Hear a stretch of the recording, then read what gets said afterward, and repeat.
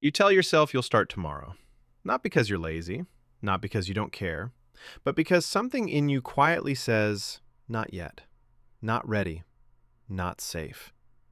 And you listen. You call it procrastination, or bad timing, or waiting for the right mood. But what if this isn't laziness? What if this is self-sabotage wearing a very convincing disguise? And what if it's trying to protect you? 2. Problem deep dive. It shows up in small ways. You delay sending the application. You overthink the message and never send it. You almost start the project, then reorganize your desk instead. You scroll instead of creating. You plan instead of acting. You research instead of deciding. And each time you tell yourself a story. I just need more clarity. I'll do it when I feel confident. I work better under pressure. You also, later that night, lying in bed, you feel something heavier, a quiet frustration. Because deep down, you know you're capable. You know you want more. Yet you keep standing in your own way. And slowly, it becomes personal. You start questioning your discipline, your intelligence, your identity. Maybe I'm just not the type of person who follows through. That's the dangerous part. Self-sabotage doesn't just delay your goals, it reshapes how you see yourself. Psychologically, this pattern is often linked to avoidance coping, a behavioral strategy where the brain reduces immediate discomfort by postponing the source of stress. But avoidance doesn't feel like fear. It feels like logic. And that's why it's so convincing. So the real question isn't, why am I so lazy? The real question is, what is your brain trying to avoid? 3. Reframe. You are not broken. You are adaptive. The behaviors you call self-sabotage are usually protection strategies that once made sense. Maybe you learned that mistakes lead to criticism. Maybe success led to pressure. Maybe attention felt unsafe. So your brain did what it's designed to do. It minimized threat. From a behavioral psychology perspective, any action that reduces discomfort gets reinforced, even if it ruins your long-term growth. If delaying the task reduces anxiety, your brain logs that as a reward. Relief becomes the reinforcement. So the pattern continues. Not because you're weak, but because your nervous system is efficient. It chooses immediate emotional safety over future potential. And that trade-off happens faster than conscious thought. But here's where it gets interesting.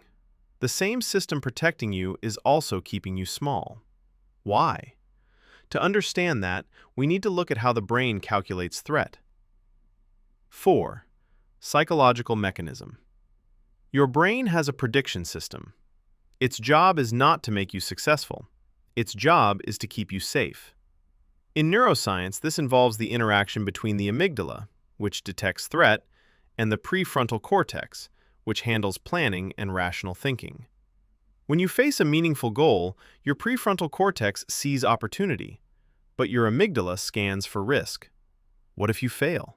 What if you're judged? What if you succeed and expectations rise? If the emotional risk feels high, the amygdala activates a stress response. And here's the key. The brain treats social and identity threats almost like physical danger. Rejection lights up similar neural pathways as physical pain. So when you avoid sending that email, you're not escaping effort. You're escaping perceived pain. Think of your brain like a smoke detector. It's designed to go off at the slightest hint of smoke, even if it's just steam from the shower. Self-sabotage is often a hypersensitive smoke alarm. It reacts to imagined future threats as if they're happening now. Here's a simple mental model. Pain now versus pain later. Your brain discounts the future. This is called temporal discounting in cognitive science. Immediate discomfort feels bigger than future regret, so it chooses relief now, even if regret grows quietly in the background. But here's the paradox. Avoidance reduces anxiety short-term, but increases it long-term, because unfinished tasks stay cognitively active. This is known as the Zeigarnik Effect, Your brain keeps looping incomplete goals. So the thing you avoid never actually leaves you. It just lingers and drains you. Now, the real shift begins when you stop asking, "How do I force myself to act?" and start asking, "What threat is my brain predicting?" Because self-sabotage is rarely about laziness. It's about perceived danger. And once you see that, you can work with the brain instead of against it. But how? 5. Practical framework. We're not going to use motivation. We're going to use psychology. 1. Shrink the threat, not the goal. What to do? Break the action into a version so small it feels almost trivial. Why it works. Small steps reduce amygdala activation.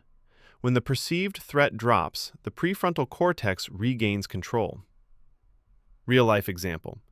Instead of apply for the job, open the document and write one sentence. Visual. Notebook with one sentence written. You're not building discipline. You're lowering perceived danger. And once you start, momentum recruits dopamine, the neurotransmitter linked to progress and reward. Action creates motivation, not the other way around. 2. Name the fear precisely. What to do? Write down the exact fear behind the avoidance. Not, "I'm scared," but, "I'm afraid they'll think I'm not good enough." Why it works.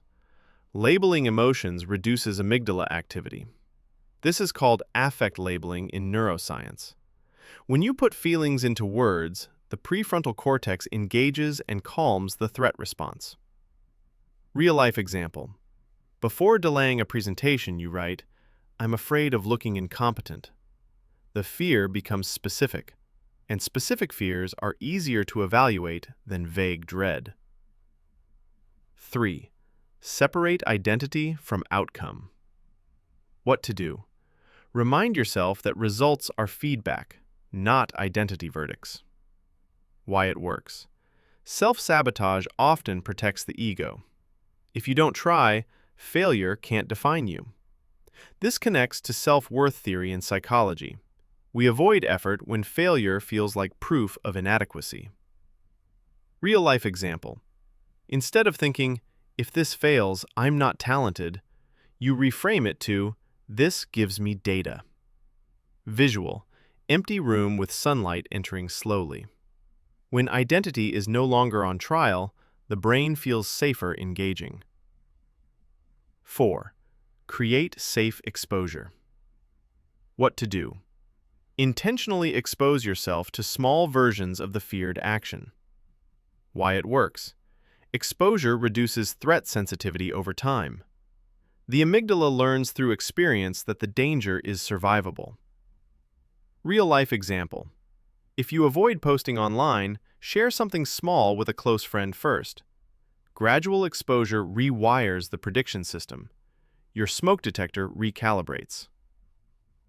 5. Delay the escape, not the task. What to do? Tell yourself you can quit, but only after 5 minutes. Why it works. Most avoidance impulses peak and fade within minutes. This is based on the psychology of urge surfing. You're not suppressing the urge, you're observing it. Real-life example. You sit with the uncomfortable feeling while starting the task.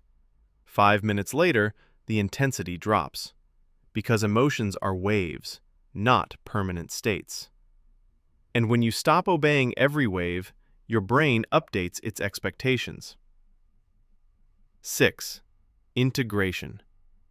Here's the mental model to remember. Self-sabotage is a misfiring protection system. Not an enemy, not a flaw. A smoke alarm that got a little too sensitive. Your job isn't to smash it, it's to recalibrate it. Every small action teaches your brain something new. This is safe. I survived. I can handle this. And over time, safety expands. Not because fear disappears, but because your nervous system learns. You stop fighting yourself and start understanding yourself. 7. Quiet, empowering close. You were never sabotaging your life. You were protecting your identity, your belonging, your sense of worth. But protection can become a cage, and growth always feels like a small risk. So the next time you hesitate, don't call yourself lazy. Ask yourself gently, what is my brain trying to protect me from? And then take one small step anyway. Not to prove anything, just to teach your nervous system that you are safe moving forward. Because the real shift isn't forcing action, it's redefining safety. And once your brain feels safe, it will stop holding you back.